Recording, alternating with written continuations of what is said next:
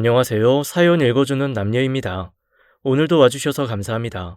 구독과 좋아요 부탁드리며 오늘의 사연 시작하겠습니다. 안녕하세요.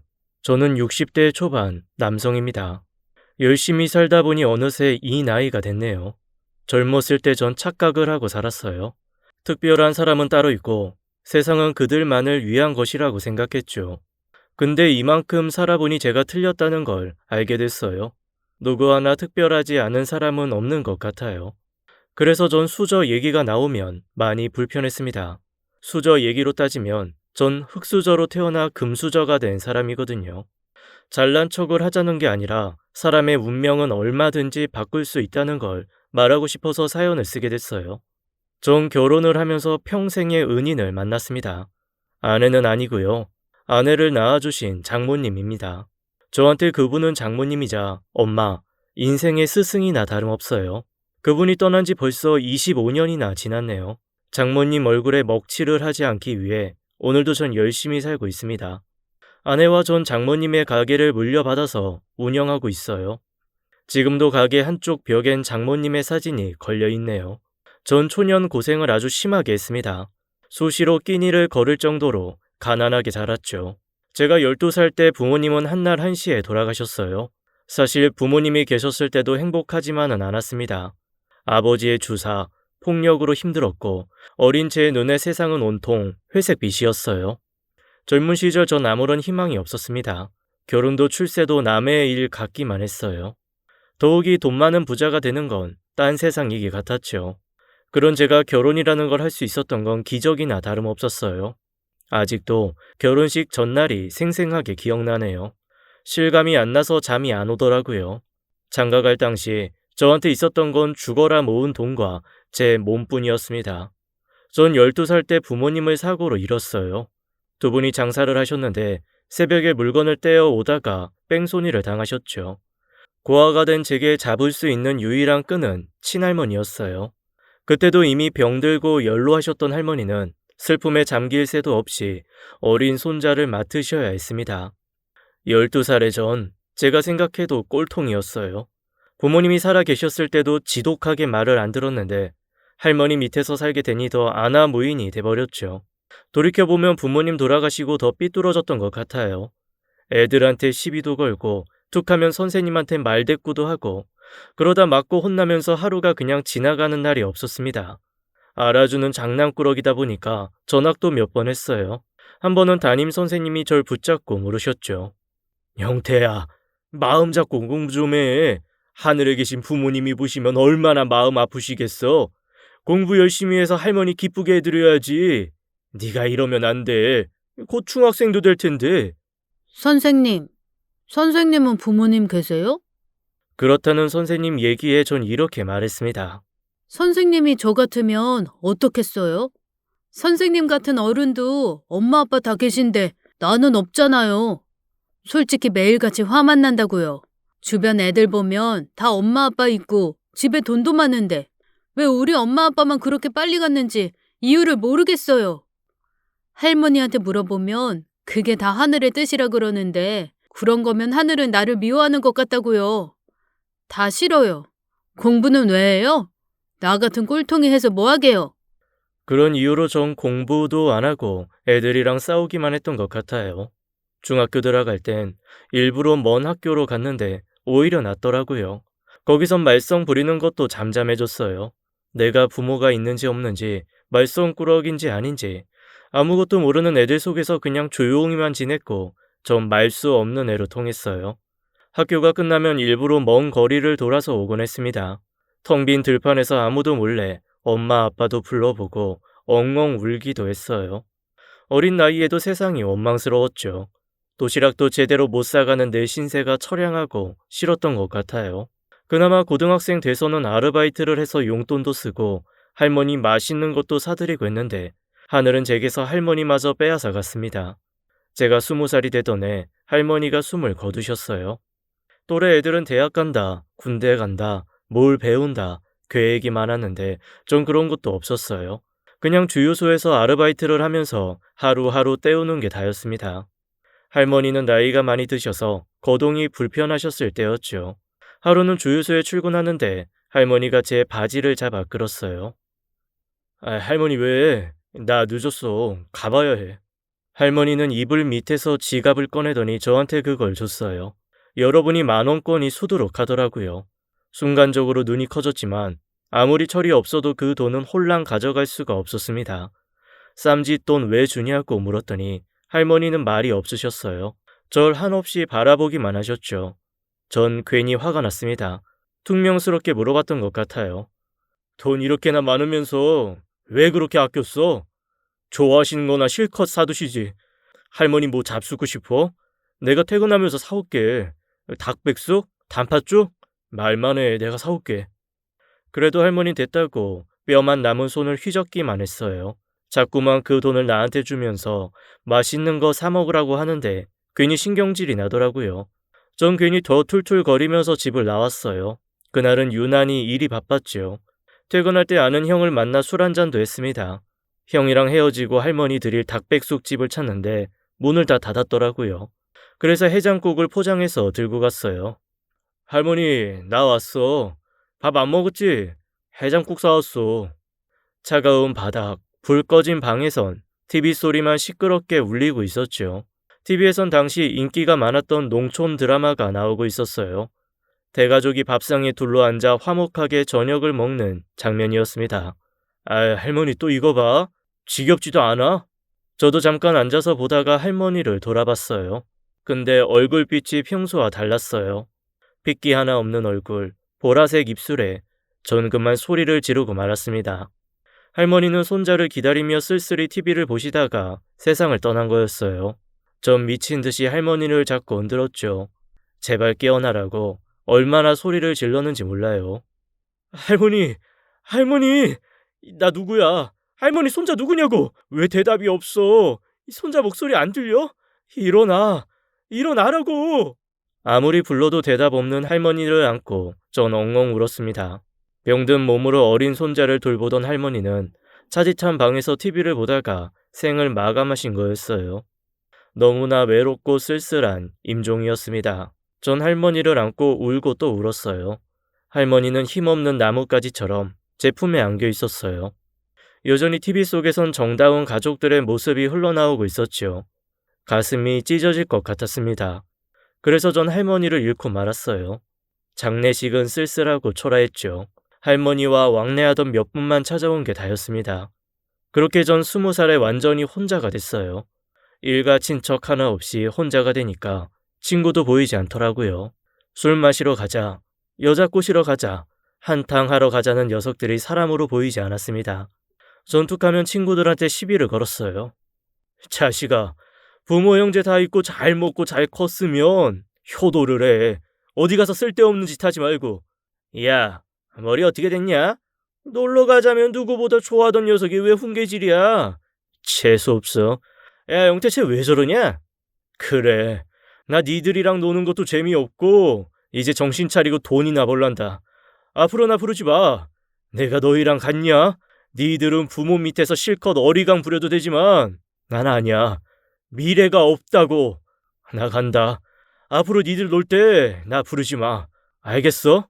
그렇게 친구들과도 연을 끊었죠. 그때부터였어요. 전 돈만 생각하게 됐습니다. 가난하고 부모가 없어도 돈이 있으면 만사가 쉬울 것 같았고 살아보니 그게 사실이었습니다. 돈은 사람을 움직이게 하고 환경을 바꿔주더라고요. 왜 그 생각을 진작 못했는지 너무 늦은 건 아닌지 조바심이 났죠. 남들은 더럽고 힘들어서 안 하는 일도 젊은 저는 다 찾아서 했어요. 돈 되는 일은 무조건 했던 것 같아요. 막힌 하수구 청소부터 온갖 잡다하고 더러운 일까지 도맡아 했죠. 근데 일을 하다 보니까 또 새로운 게 보였어요. 많이 배운 사람들은 편하게 책상에 앉아서 돈을 버는데 심지어 저는 꿈도 못 꿀 액수를 번다는 걸 알고 그제야 공부를 해야겠다는 생각이 들었어요.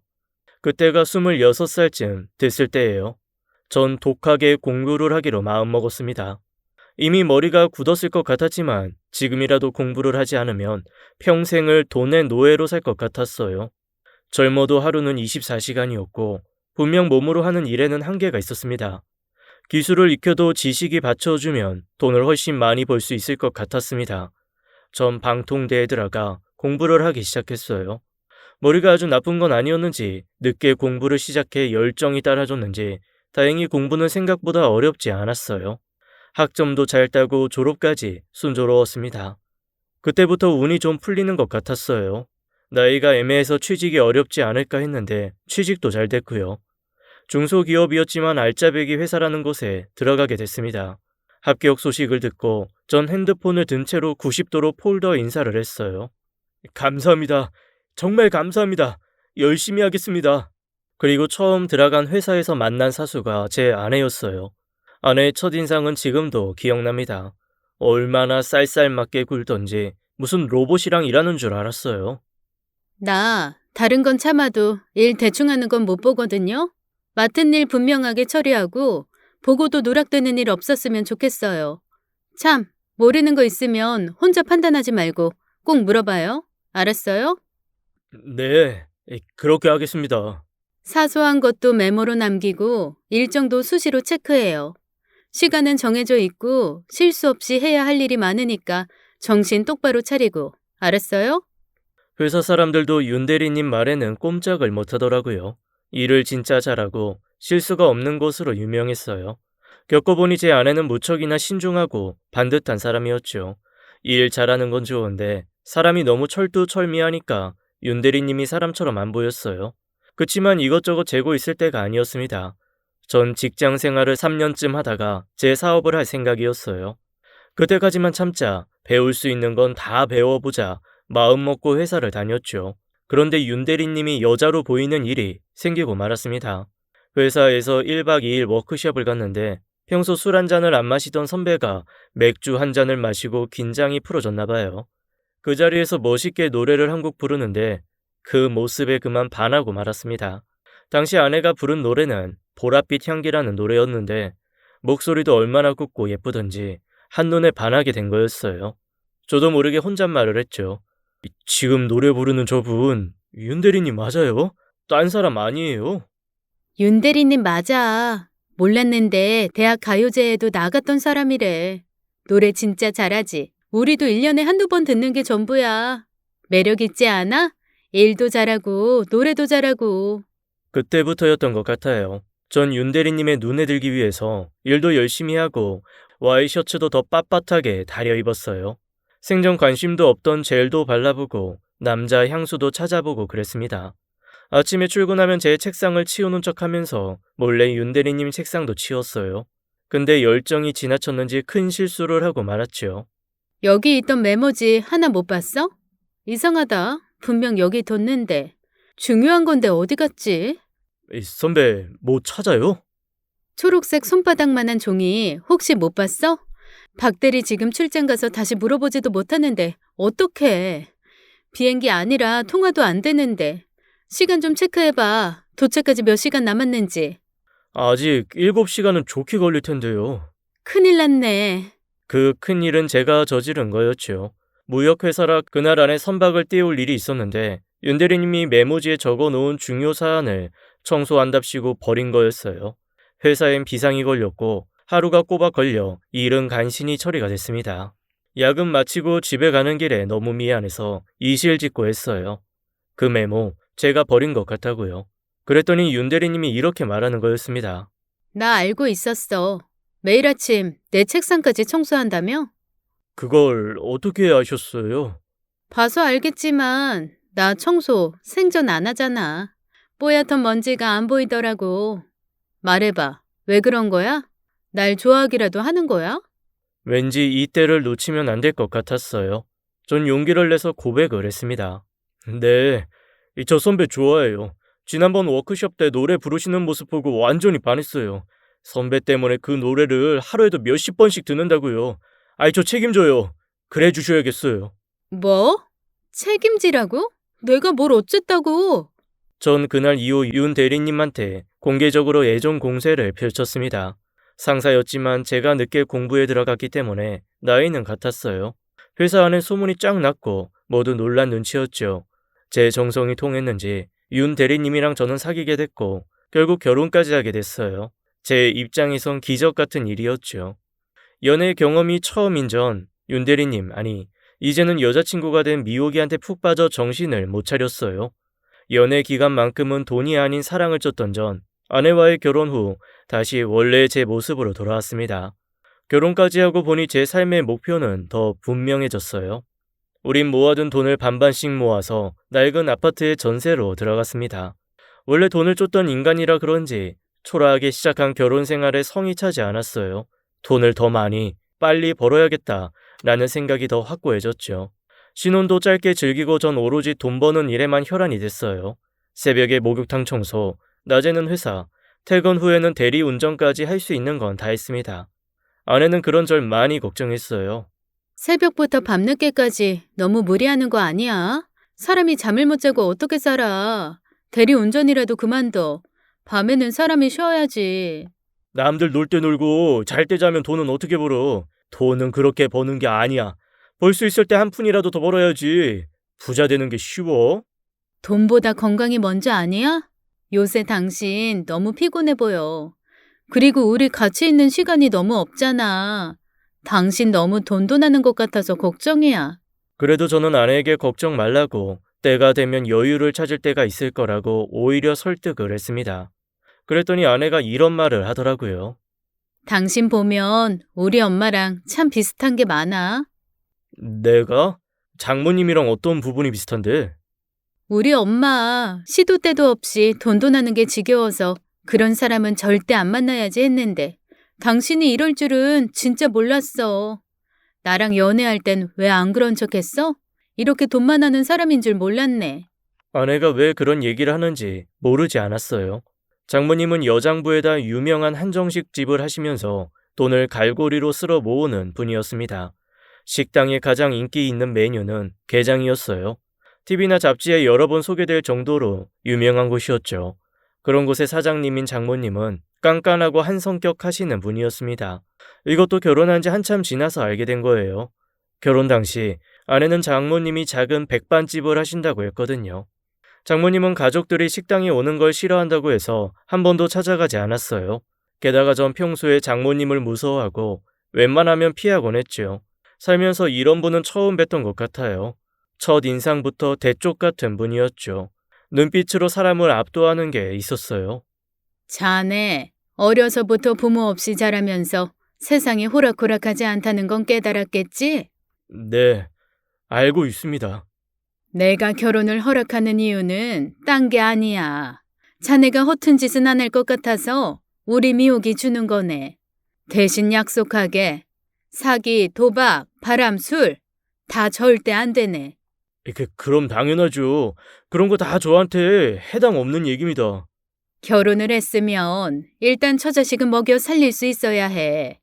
그러자면 게으름 피는 건 절대 안 되네. 또 내 딸 미옥이가 겉보기엔 똑 부러지는 것 같아도 모른 데가 있어. 그런다고 자네까지 술에 물 탄 듯 물에 술 탄 듯 굴면 집안에 망조드는 거야. 알아들어? 초면에 너무 그러지 마, 엄마. 엄마 아들도 아니잖아. 너랑 결혼하면 이제 내 식구 될 거 아니야. 내 사위가 되려면 자격이 필요해. 자네 암튼 정신 똑바로 차리고 살아야 돼. 무슨 말인지 알겠나? 아내가 회사에서 철두철미하던 성격이 어디서 나왔는지 이해가 됐어요. 장모님은 결혼 전부터 부지런히 살아라, 낭비하지 말아라, 분수에 맞게 살라는 말씀을 여러 번 하셨죠. 전 장모님이 솔직히 어려웠습니다. 부모님 일찍 돌아가시고 할머니 밑에 살면서 전 잔소리에 익숙하지 않았어요. 뭐든 제 스스로 누구의 간섭 없이 살다가 어른이 무섭게 가르치니까 거부감 같은 것도 들었죠. 아내한테도 여러 번 말했어요. 장모님 어렵고 불편하다고, 가급적 당신이 함께 있어주면 좋겠다고요. 다행히 아내는 이해를 해줬어요. 자기도 학생 때 너무 힘들었다면서 그래도 전 약과라고 하더라고요. 그러고 보면 아내도 참 무던한 사람이었어요. 장모님 대쪽 같은 성격도 이해하고 저 같은 사람도 만나주는 걸 보면 아내는 외모만큼이나 성격도 미인이었습니다. 결혼을 하고 안정을 찾게 되니까 옛 친구들을 다시 만나게 됐어요. 그때까지도 전 장모님이 작은 백반집을 하고 계시는 줄 알고 있었죠. 그러자 장모님에 대한 뜻밖의 얘기를 듣게 됐습니다.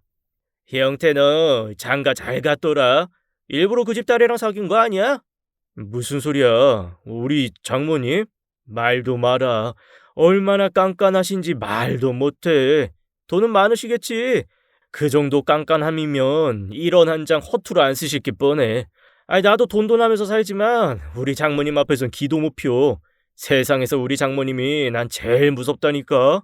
이 자식 순 맹탕이네. 네 장모님 엄청 부자인 거 여태 몰랐어? 야, 수십억 대 자산가라고. 수십억 대 자산가? 무슨 그런 유언비어를 퍼뜨려. 내 와이프도 그런 얘기 한마디도 없었다고. 장모님 작은 백반집 하시면서 엄청 아끼신다는 얘기만 들었는데 무슨 소리야. 이 자식 바보 맹추가 따로 없네. 야, 회사 다니면서 푼돈 벌고 사업 구상만 백날 하느니 쥐구멍에 벼뜰 날 있겠냐? 장모님 옆에 딱 붙어 있어야지. 옆에서 딸랑딸랑 아부를 떨어야 그 돈이 다 네 돈 될 거 아니야. 동창 녀석은 저보고 헛똑똑이라고 난리를 쳤어요. 동창의 부모님이 장모님과 아는 사이라면서 얘기를 해주더라고요. 장모님 식당이 있는 자리가 시장 거리에서 제일 비싸고 지방 노른자 땅도 사두신 게 많다는 얘기였어요. 현금도 상당히 많고 상가 건물도 있는 데다 내는 세금도 어마어마하다는 거였습니다. 집에 오는데 얼떨떨했어요. 장모님이 자산가일 줄은 꿈에도 생각하지 못했거든요. 전 고민하다가 아내에게 슬쩍 물어봤어요. 나 어제 이상한 얘기 들었다? 장모님 재산이 그렇게 많으셔? 아유, 오늘 동창 녀석이 그러더라고. 세금도 어마어마하게 내신다며. 그거 사실이야? 세상에 비밀은 없다더니 당신도 결국 알게 됐구나? 언젠가는 얘기하려고 했는데. 맞아, 엄마 재산 많아. 근데 당신 기분 나쁘게 듣지 마. 엄마 재산 돌아가시면 사회에 환원하실 거래. 정말? 아이, 그 많은 재산을 다? 응, 내가 어렸을 때부터 그렇게 말씀하셨어. 당신한테 일부러 말 안 한 건 아니야. 엄마가 신신당부한 것도 있었고 남편 될 사람한테 엄마 재산에 대해 알리지 말랬거든. 이상한 사기꾼 꼬일 수 있다고. 우리 엄마 조심성 많은 편이잖아. 당신이 이해해줘. 미안해, 미리 말 못해서. 솔직히 그때 충격을 좀 받았어요. 장모님이 어마어마한 재력가인 것도 놀라웠지만 아내가 일부러 저한테 얘기 안 한 것도 서운하더라고요. 저와 달리 아내는 돈 욕심이 없었습니다. 회사 다니면서 월급 받는 거 성실하게 모으고 집 있고 먹고 사는데 지장 없으면 괜찮다는 주의였거든요. 그래서 저한테 너무 돈돈하지 말라고 했던 거였고요. 그렇지만 전 새롭게 가슴이 뛰었어요. 전 밤새 고민을 했습니다. 장모님이 그렇게 부자셨어? 월급만 받아서 절대 모을 수 없는 돈 아니야. 내가 사업을 벌인다고 해도 대박이 나야 벌 수 있는 돈인데. 에이, 조용태 잘 생각해. 하늘이 널 버려도 돈은 널 안 버려. 회사에서 잘릴 수는 있어도 돈은 널 비참하게 두지 않는다고. 지금 회사가 문제야? 확실한 장모님을 붙잡는 게 더 중요하지. 저도 모르게 돈 욕심에 눈이 멀었고 마음이 다급해졌어요. 곰곰이 생각해보니까 제가 장모님 곁에 있어야 될 것 같더라고요. 내 곁에 딸과 사위밖에 없구나. 그런 생각을 하시면 유산을 받는 게 수월해질 것 같았죠. 그런데 지금까지 제 행동이 문제였어요. 장모님 무섭다고 자주 찾아뵙지도 않고 전화도 안 드렸는데 갑자기 옆에 딱 붙어 있자니 구실이 없었습니다. 그런데 뜻밖의 말을 듣게 됐어요. 아내가 전화길 장모님 건강이 좋지 않다고 하더라고요.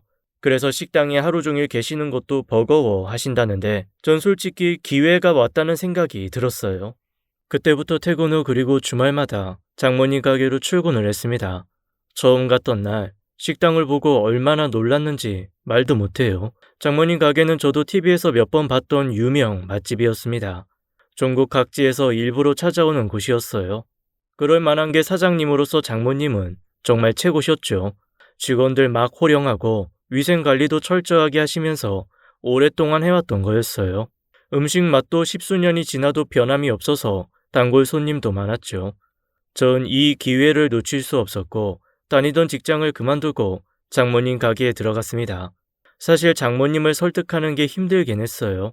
하지만 아내가 매일같이 찾아갔고 저도 밑바닥부터 성실하게 일하겠다고 약속드렸죠. 장모님은 가족이라고 무조건 두 팔 벌려 환영하지 않는다고 하셨어요. 내 사위라고 특별 대우 해줄 생각은 요만큼도 없어. 여기서 자네가 제일 막내니까 청소며 설거지 주차 관리, 일손 부족할 땐 발바닥에 땀이 나게 뛰어다녀야 돼. 카운터 넘볼 생각하지 말고. 아이, 카운터라뇨. 당연하죠, 장모님. 저 아르바이트 경험도 많아서 이런 일 익숙해요. 무조건 열심히 하겠습니다. 지켜보겠네. 미옥이 너도 이제 여기 찾아오는 거 그만해. 이제 정서방한테 맡겨라. 알겠니? 전 식당 설거지와 청소, 주차 관리까지 몸을 아끼지 않고 열과 성을 다해서 일했어요. 솔직히 처음엔 장모님한테 잘 보여서 재산을 상속받을 마음뿐이었습니다. 한마디로 돈 때문에 뛰어든 일이었어요. 아내도 고맙다고는 했지만 제 속이 모르진 않았을 거예요. 하지만 장모님 건강 때문에 절 말릴 이유는 없었습니다. 적성에 맞는 일이라는 게 있는 건지 회사 다닐 때보다 더 에너지도 생기고 신바람이 나더라고요. 그리고 식당에서 장모님을 가까이 모시게 되면서 제가 세운 마음의 벽이 사라졌어요. 어렵고 깐깐한 분, 잔소리가 심하신 분이라고만 생각했는데 장모님은 겉으론 무섭지만 속으론 마음이 따뜻한 분이셨죠. 저도 장모님과 함께 있는 게 더는 불편하지 않았습니다. 그러다 보니 대화도 많이 하게 됐고 점점 친해지게 됐어요. 종업원들 다 퇴근하고 저랑 장모님만 있는 시간에 이런저런 얘기를 많이 하게 됐죠. 장모님, 이 청소 검사 좀 해주세요. 제가 오늘은 특별히 주방 바닥을 싹 치웠는데 마음에 드세요? 통과. 애썼네. 이제 그만 퇴근하게. 장모님 나가실 때 같이 갈게요. 근데 이 식당은 어떻게 하시게 된 거예요? 뜬금없긴. 미옥이 가진 지 5개월쯤 됐을 때 미옥이 아빠가 세상을 떠났어.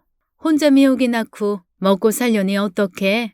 여기저기 수소문했고 고향 언니가 혼자 식당을 한다는 소식을 들었지. 다짜고짜 미옥이 안고 언니를 찾아갔어. 먹고 살게만 해달라고 매달려서 겨우 일을 하게 됐는데 그게 이 식당이야.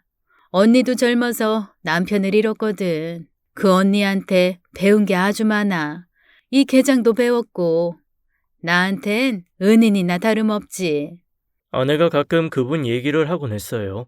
장모님은 여자 형제도 없는데 이모님이 친자매나 다름없다고 했죠. 지금은 돌아가시고 안 계시지만 식당 벽엔 그분의 사진이 걸려 있었어요. 이모님이 투병을 하시면서 장모님한테 가게를 넘겼고 작았던 식당을 이렇게 유명세를 탈 정도로 키웠다는 얘기였어요. 고생도 많이 하셨대요. 젊은 과부라고 희롱하는 손님도 많았고 식당 일에 바빠 아내를 잘 돌볼 수도 없었다고 하셨어요. 미옥이가 한 9살 됐었나? 그날따라 일이 늦게 끝나서 퇴근도 늦었지. 근데 자는 미옥이가 끙끙 앓는 거야. 이마를 짚어보니까 글쎄 열이 펄펄 끓지 않겠나? 온몸이 불덩어리였고 애는 거의 정신을 잃고 있었지. 애를 업고 온 동네 사람들을 다 깨웠어. 살려달라고, 의사 좀 불러달라고. 우리 애가 죽어간다고. 다행히 동네 사람이 의사 선생님을 불러줘서 겨우 살았어. 그때 얼마나 놀랐는지 아직도 기억이 생생하네.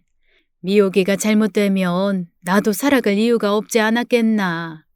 전 문득 궁금해졌어요. 그렇게 고생하시며 키운 딸을 왜 저에게 보내셨는지 묻게 됐죠. 장모님은 제 눈빛을 보고 결정을 했다고 하셨어요. 얼굴도 까칠하고 깡말라 볼품없었지만 눈빛이 강하면서도 따뜻하게 보여서 결혼을 허락했다고 하셨습니다. 사람을 많이 겪어봐서 이제는 눈빛만 봐도 안다면서 이런 게 연륜이라고 농담까지 하셨어요. 고생을 모르는 사람이랑 아는 사람은 세상 보는 눈이 다르다면서 만약 아내가 철 모르는 부잣집 자제를 데려왔다면 고민을 했을 거라고 하시더라고요. 그리고 제게 배움을 멈추지 말라고도 하셨습니다. 장모님은 글자를 모르셨어요. 까막 눈이라고 무시당하는 일이 많아서 틈틈이 한글 공부를 하는 중이셨죠. 돈이야 많이 벌지만 글자 앞에선 쪼그라드니 살 수가 없잖아.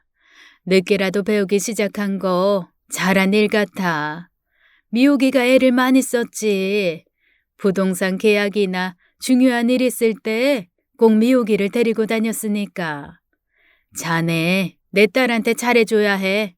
무뚝뚝한 엄마 밑에서 걔도 속 많이 썩었을 거야. 참, 몇이나 됐지? 빨리 퇴근해. 우리 미옥이 혼자 둘 거야? 네, 장모님. 그럼 먼저 퇴근할게요. 내일은 쉬는 날이니까 내 딸이랑 데이트 좀 해. 손주는 언제 안겨줄 거야? 아내는 제가 식당 일도 곧잘하고 장모님과 잘 지내는 걸 보고 놀라더라고요. 처음에는 며칠 못 버티고 나올 줄 알았대요. 성격이 비슷한 사람이 만나면 잘 못 사귀는데 저랑 장모님이 잘 지내는 게 신기하고 놀랍다는 얘기였죠. 성격이 비슷한 사람이 만나면 부딪히고 깨지잖아. 근데 당신이랑 엄마 의외로 되게 잘 지내네. 고마워. 한시름 났어. 얘기 나눠보니까 장모님 진짜 대단하신 것 같아. 진짜 멋있으셔. 당신도 고생 많았다고 하시더라. 모녀가 닮은 점이 상당히 많다니까. 내가 장가 하나는 진짜 기가 막히게 잘 들었다. 아내도 어떤 면에선 대단했어요. 장모님 재산이 그렇게 많은데 돈 욕심을 안 내는 게 제 입장에선 너무 놀라웠죠. 저도 그때쯤 조금 변화가 생기긴 했어요. 장모님을 가까이 지켜보니까 잘 사는 게 어떤 건지 생각해 보게 되더라고요. 건강이 좋지 않으신 장모님은 식당에 매일 계시지는 못했습니다. 오전에 나오셔도 오후에는 자리를 비우셨어요. 집에서 쉬신다고 하셨는데 걱정이 많이 됐어요. 아내가 병원에 모시고 간다고 해도 장모님은 한사코 거절하셨죠. 그날도 장모님이 일찍 집에 들어가신 날이었어요. 오후 서너 시쯤 낯익은 아이들이 밥을 먹으러 왔습니다. 장모님은 동네 결식 아동들한테 공짜로 식사를 제공하고 있었어요. 아이들이 오면 장모님은 두 팔 벌려 환영을 해주시고 맛있는 음식들을 잔뜩 내주셨죠. 하지만 일부 종업원들은 싫어했어요. 특히 식당에서 오래 일한 한 실장님 불만이 많았죠. 한 실장님은 권위적인 편이라 다들 찍소리도 못하는 분위기였어요. 장모님만 자리를 비우면 군기를 잡고 종업원들한테 명령조로 말하곤 했죠. 그날도 애들이 왔는데 한 실장이 투덜거리는 거였습니다. 사장님은 저런 거지들한테 왜 자꾸 공짜 밥을 주는 거야? 아우, 정말 이해를 못하겠어. 오늘은 밥 대충 주고 빨리 내보내자. 이따가 단체 손님도 있단 말이야. 구석자리 주고 밑반찬도 다 줄 거 없어. 두세 가지만 주고 얼른 보내. 전 웬만하면 한 실장이 하는 일에는 참견을 안 하려고 했어요. 하지만 그날은 좀 심하다는 생각이 들었습니다. 우리 식당 반찬 가짓수도 많은데 애들한테 고작 3개가 전부였어요. 찌개도 재료도 안 넣고 멀겋게 끓이더라고요. 그 모습에 전 기분이 확 상했습니다. 아무리 애들이라지만 차별받는 거 모를 리가 없었어요. 전 아무 말 없이 주방에서 고기를 구웠습니다. 좋은 고기를 푸짐하게 구웠고 한 실장이 4가지 말라고 한 각종 밑반찬들이랑 게장도 같이 내갔어요. 전 아이들한테 음료수까지 주면서 마음 편히 배부르게 먹고 가라고 했어요. 애들은 제 눈치를 보더니 허겁지겁 고기를 먹기 시작했죠. 그 모습을 보니 제 어린 시절이 생각났습니다. 부모님 돌아가시고 할머니 밑에서 자라면서도 가난하기는 마찬가지였어요. 하루 종일 먹지도 못하고 굶을 때가 많았습니다. 성장기에 고기 반찬도 잘 못 먹으니 늘 허기가 지고 배가 고팠어요. 하루는 만두가게 앞에서 떠날 수가 없었습니다. 뽀얀 고기 만두가 너무 먹음직스러워 보였어요. 그래선 안 됐는데 저도 모르게 손이 나가고 말았죠. 혀와 입 안이 다 데일 정도로 허겁지겁 만두를 먹고 있는데 순간 뺨에서 불이 나더라고요. 이 도둑놈, 어디 돈도 안 내고 만두부터 먹어? 너 돈 없는 거 다 알아. 이 칸도 크지 어디서 도둑질이야? 경찰서 가자. 당장 경찰서로 가자고. 전 그렇게 혼나는 와중에도 뜨거운 만두를 허겁지겁 먹었습니다. 모욕을 당하면서도 입 안의 만두는 너무 맛있었어요. 변명도 하지 않고 핑계도 대지 않고 훔친 만두를 정신없이 먹었던 기억은 제 마음에 아프게 남아있었죠. 그날 할머니는 가게 주인한테 머리가 땅에 닿도록 사과를 해야 했어요. 저도 무릎 꿇고 빌었죠.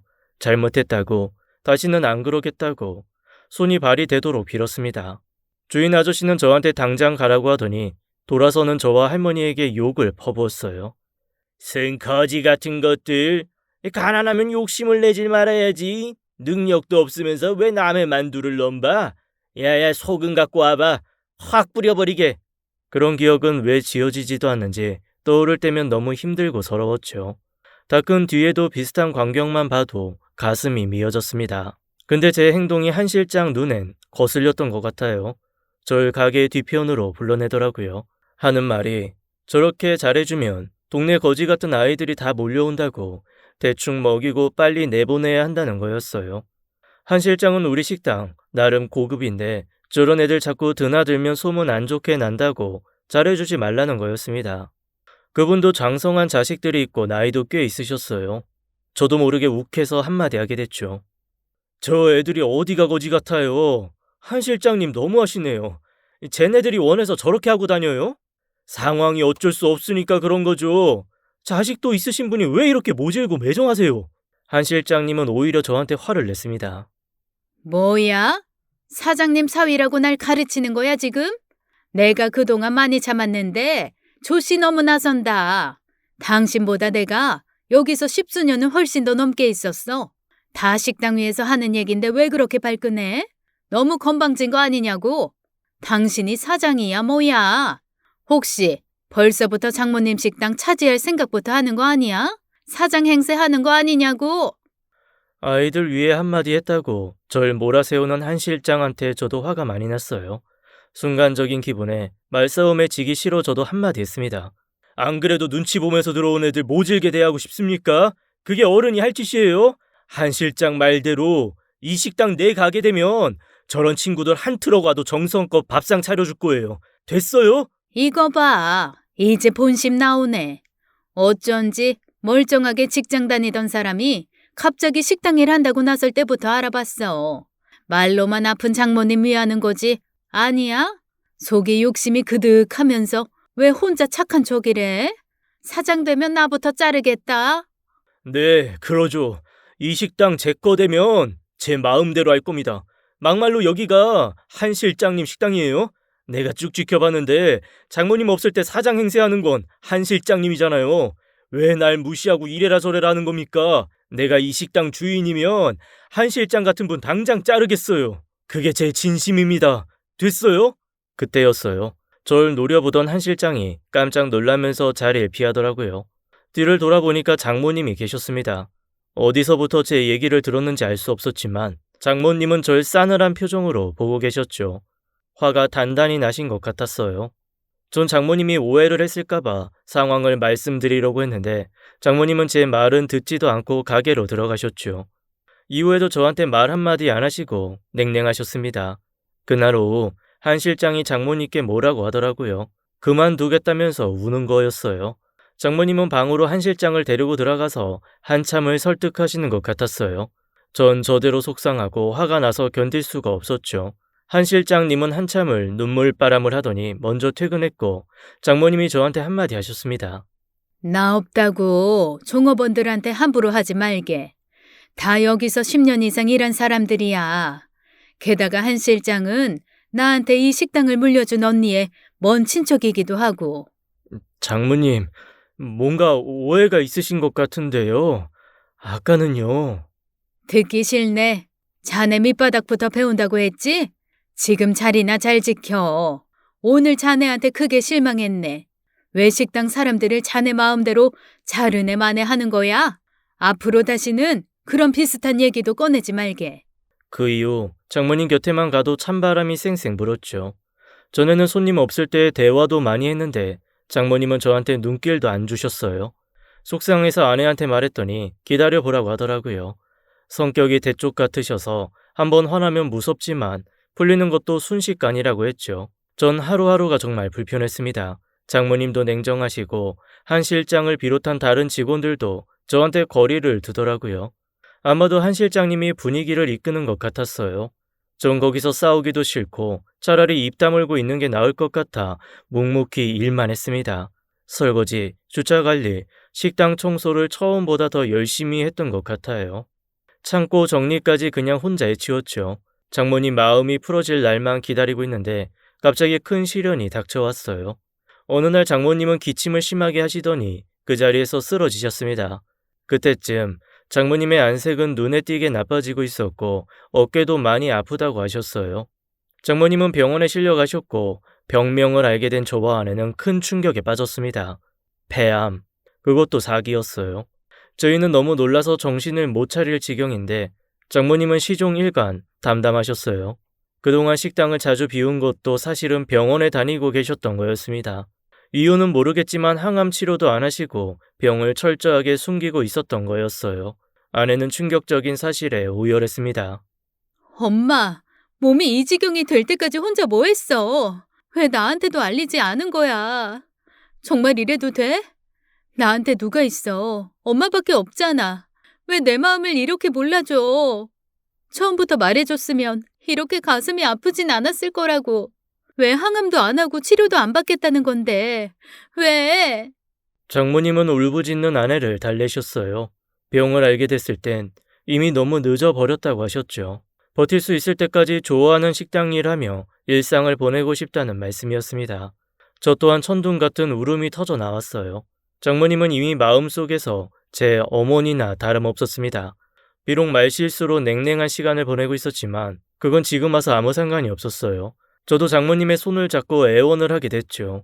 명의를 찾아가 보자고, 병을 조금이라도 낫게 해준다면 해외라도 가자고, 얼마든지 따라 나서겠다고 했더니 장모님은 조용히 고개를 저으셨습니다. 장모님은 단호하셨어요. 이미 마음 정리를 다 하신 것 같았죠. 그래도 아내의 애원에 장모님은 입원을 하셨고, 전 낮에는 가게에서 일을 하고 밤에는 병실을 찾았어요. 아내는 직장을 관두고 장모님 간호에만 열중하고 있습니다.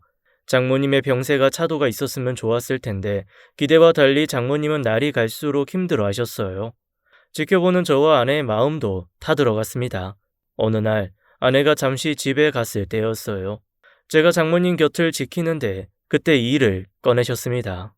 조서방, 미안하네. 내가 그때 자네를 오해했어. 형편 어려운 애들한테 자네가 고기도 구워주고 잘 챙겨줬다며? 미안하네. 난 한 실장 말만 믿고 자네를 안 좋게 봤어. 장모님, 그걸 어떻게 하셨어요? 아이, 괜찮아요. 다 지난 일인데요. 아니야. 서산댁이 와서 나한테 다 얘기해줬어. 한 실장이 그동안 나 없을 때 어떻게 했는지도 다 털어놨어. 한 실장 성격을 내가 몰랐던 건 아니야. 근데 애들한테 그럴 줄은 꿈에도 몰랐어. 그날 애들 대충 먹이고 쫓아내자는 걸 자네가 막았다면서? 잘했네. 그리고 정말 고마워. 자네가 어떤 마음으로 그 애들 대접했을지 난 알 것 같네. 착한 조서방, 난 처음부터 다 알았어. 자네는 절대 남에게 야박하게 굴 사람이 아니야. 전 눈물이 쏟아졌고 장모님 앞에서 아이처럼 엉엉 울었어요. 장모님은 잘했다고 제 손과 머리를 쓰다듬어 주셨습니다. 아주 오래전, 기억도 안 나는 어린 시절, 돌아가신 엄마의 기억이 났어요. 또 살아생전의 할머니 손길처럼도 느껴졌습니다. 전 억장이 무너지는 것 같았어요. 이제 겨우 장모님과 따뜻한 사이가 됐는데 하늘은 또 제게 소중한 사람을 뺏어가려 하고 있었죠. 전 솔직히 다 털어놨습니다. 처음 어떤 마음으로 장모님 가게에 나간 건지, 그때 무슨 목적이었는지 다 털어놨어요. 저 착한 사람 아니에요, 장모님. 처음부터 저 돈밖에 몰랐어요. 장모님 식당 일한 것도 재산 물려받으려고 간 거였다고요. 저 나쁜 놈이에요. 20살이나 먹을 때까지 할머니한테 효도도 못하고 장모님 속이고, 저 나쁜 놈이라고요. 고개를 들 수가 없었습니다. 돈밖에 모르던 전 아내 장모님과 함께 살아가며 달라진 것 같아요. 장모님 앞에서 오열하며 속마음을 다 털어놨습니다. 돈밖에 몰랐다고, 돈이면 다 될 줄 알았다고, 너무 어려서 부모님 잃고 할머니와 가난하게 살았던 게 이런절 만들었다고 엉엉 울면서 말했어요. 하지만 아내를 만나고 장모님과 지내면서 돈이 전부가 아니라는 걸 이제야 깨달았다고 말씀드렸습니다. 이제 좀 사람답게 살려고 했는데 장모님이 이렇게 아프시면 어떻게 하냐고 제발 기운 차리시고 건강 회복하시면 좋겠다고 간절하게 호소했어요. 하지만 장모님은 그런 절 오히려 위로하셨습니다. 갈 때 되면 가야지. 억지로 명줄 붙잡고 있으면 되겠냐면서요. 저한테 다 괜찮다고 하셨습니다. 대신 아내를 잘 부탁한다고 하셨어요. 한평생 자식 든든함 느끼며 살았다고, 결혼하고 행복하게 사는 거 볼 수 있어 좋았다고 하시면서 저한테 당부하셨습니다. 나 세상 떠나면 누구보다 우리 미옥이 아껴주게. 하나밖에 없는 딸이라서가 아니라 우리 미옥이 아주 괜찮은 애야. 자네도 잘 알고 있지? 내가 가면 혼자 소갈이 많이 할 텐데 그게 걱정이야. 자네가 따뜻하게 잘 보듬어줘. 그리고 조서방, 또 한 가지 부탁이 있네. 왜 자꾸 마지막을 생각하세요? 건강 회복하셔서 저희랑 행복하게 잘 살 생각을 하셔야죠. 자네는 아직 창창할 때라 몰라. 나는 알 것 같네. 나 얼마 안 남았어. 내가 이 세상 떠나면 내 자개장 문갑 한번 열어보게. 맨 오른쪽 도자기 밑에 있는 자개장 열어봐. 잊지 말고 꼭 그리해주게. 마지막을 준비하며 유언처럼 말씀하시는 장모님을 도저히 말릴 수가 없었습니다. 사무치는 마음에 전 눈물을 참을 수가 없는데 장모님은 꼿꼿하고 담담하셨어요. 아프신 분이 오히려 더 침착하셨습니다. 그 후 장모님은 시시각각 상태가 나빠지셨어요. 2주 후 호흡마저 힘들어하시던 장모님은 저와 아내가 지켜보는 자리에서 마지막 숨을 거두셨습니다. 미옥이는 아이처럼 장모님한테 매달렸어요. 엄마, 안 돼. 엄마, 눈 좀 떠봐. 나만 두고 가면 어떡하라고. 엄마, 일어나. 엄마. 저 또한 장모님의 임종을 지키며 세상이 무너지는 것 같았습니다. 아내는 오열하다 쓰러졌고 전 그런 아내를 지키고 다독이며 겨우 장례식을 마쳤어요. 빈소에는 조문으로 온 사람들로 넘쳐났습니다. 살아 생전 장모님의 삶이 어땠는지 알 수 있었어요. 오셔서 저희를 위로해 주시고 장모님에 대한 얘기를 해주시는데 하나같이 다 장모님이 베풀고 나누고 사셨던 내용이었습니다. 어려울 때 도와주셔서 너무 감사했다고, 또 그런 여장부가 없었다고 하는데 그때마다 전 가슴이 뜨거워졌어요. 우리 장모님, 많이 배우지도 못하시고 일찍 남편을 잃고 힘들게 사셨는데 끝이 너무나 숭고했습니다. 전 돌아가신 장모님께 큰 존경심을 느꼈어요. 그리고 슬퍼하는 아내를 있는 힘껏 위로하고 챙겼습니다. 앞으로 장모님의 자리까지 아내의 텅 빈 마음을 채워주고 싶다는 생각도 했어요. 장모님은 납골 땅에 모셨습니다. 그곳은 해도 잘 들고 참 아름다운 곳이었습니다. 잘은 모르지만 우리 장모님 좋은 곳으로 가셨을 거라는 확신이 들었어요. 아내는 그런 말을 하더라고요. 이상해, 여보. 여기 오니까 너무 따뜻해. 엄마가 우리 옆에 있는 것 같고 여기에 잘못인 것 같아. 저도 그런 기분이 들더라고요.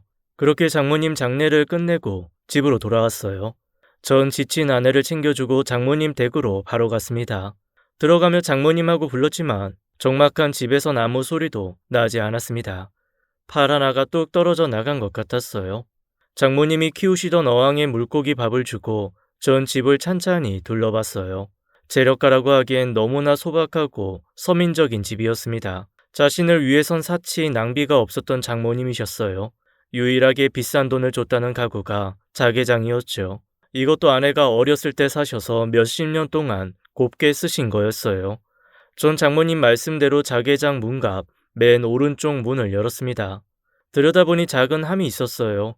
그걸 열어보니 통장과 도장이 있고 삐뚤빼뚤 쓰인 유언장이 있었습니다. 늦게나마 한글을 배우시던 장모님의 글씨였어요. 가지런하진 않아도 한자 한자 정성을 들인 티가 났습니다. 장모님은 현금과 가게, 땅과 상가 건물 모두를 저와 제 아내에게 남긴다고 하셨어요. 어떻게 쓸지는 모두 저희의 뜻에 따르겠다고 하셨습니다. 눈물이 왈칵 쏟아졌어요. 어린아이 같은 글씨체였지만 장모님의 고단한 삶과 굳은 결심을 엿볼 수 있는 유언장이었습니다. 텅 빈 장모님의 집에서 전 아이처럼 엉엉 울었어요. 손등으로 눈물을 훔치고 바로 옆에 문갑도 열어봤죠. 거긴 책들과 공책, 필통이 가지런히 놓여 있었습니다. 한글 공부를 하던 장모님이 쓰던 공책과 한글책이 있었어요. 필통엔 뾰족하게 깎은 연필이 한가득 있었고 하나하나 이름을 쓴 견출지도 붙어 있었죠. 얼마나 애지중지하셨을지 눈에 보이는 듯했습니다. 전 장모님의 노트와 책을 보다가 눈물을 쏟아냈어요. 장모님의 성함이 너무나 예쁘고 가지런한 필체로 쓰여 있었어요. 이름 석자 쓰시면서 얼마나 뿌듯하고 행복해 하셨을지 그 마음이 느껴져 전 가슴을 치며 통곡하고 말았습니다. 이후 장모님의 집을 정리하며 아내는 자개장을 저희 집으로 가져왔어요. 그것만큼은 못 버리겠다고 하더라고요. 그리고 장모님의 많은 재산도 유산으로 받게 됐습니다. 이 사실을 알고 동창 녀석들은 저 대신 환호성을 지르더라고요. 그렇게 돈돈하더니 소원 풀었냐며 제 등을 치는데 과거에 제가 너무 부끄럽고 창피해 할 말이 없었습니다. 전 아내에게 물려받은 재산을 어떻게 할 건지 물었어요. 엄마 살아계셨을 때 여러 번 그러셨거든. 사회에 다 환원하고 싶다고. 특히 불쌍하고 어렵게 크는 아이들 도와주고 싶다고 하셨어. 엄마가 많이 배우지 못해서 학교 세우는 건 어렵고 밥 못 먹고 제대로 못 입고 기죽어 사는 애들이라도 도와주고 싶다고 여러 번 말씀하셨거든. 엄마 그 소원 들어드리고 싶은데 당신 어떻게 생각해? 당신이 싫다면 나도 다시 생각해 볼게. 싫긴. 갑자기 이렇게 많은 재산을 갖게 되니까 기분이 이상하다. 내가 일군 것도 아니잖아. 장모님 살아생전 소원 나도 들어드리고 싶어. 그렇게 하는 게 마음이 편할 것 같아. 우린 한 달이 넘도록 심사숙고한 끝에 재산의 상당 부분을 결식아동을 위해 사회에 기부를 했습니다. 장모님이 물려주신 가게 수입만으로도 저희 두 부부 충분히 먹고 살만했어요. 지금은 25년째 장모님의 가게를 운영하며 살고 있습니다. 그 사이 이남 일녀도나 다 키웠고요. 특히 하나 있는 딸이 장모님을 많이 닮았습니다. 배포도 크고 의지도 강하고요. 지금은 의대 공부를 하고 있는데 녀석이 돈 벌 궁리보다는 사회에 도움되는 일을 하고 싶다고 고민하고 있네요. 장모님 살아 계실 때 일하셨던 여사님들도 끝까지 계시다가 은퇴하셨어요. 지금은 개장의 인기와 외국인 손님들까지 몰려서 하루하루 정말 바쁘게 살고 있습니다. 장모님이 돌아가신 지 20년이 훌쩍 넘었지만 아직도 새벽에 출근하면 장모님이 계신 것 같아요. 식당 곳곳에 남아있는 그분의 정성 어린 마음은 세월이 많이 지나도 없어지지 않는 것 같습니다. 제 이야기 어떻게 들으셨어요? 사연 쓰면서 아내와도 대화를 많이 했네요. 선물 같은 아내, 그리고 인생에 큰 가르침을 주신 장모님께 지금도 감사한 마음뿐입니다. 제 이야기는 여기서 마칠게요. 감사합니다. 지금까지 사연 읽어주는 남녀였습니다. 끝까지 함께 해주신 여러분 감사드리며 저희는 다음 사연으로 돌아올게요. 감사합니다.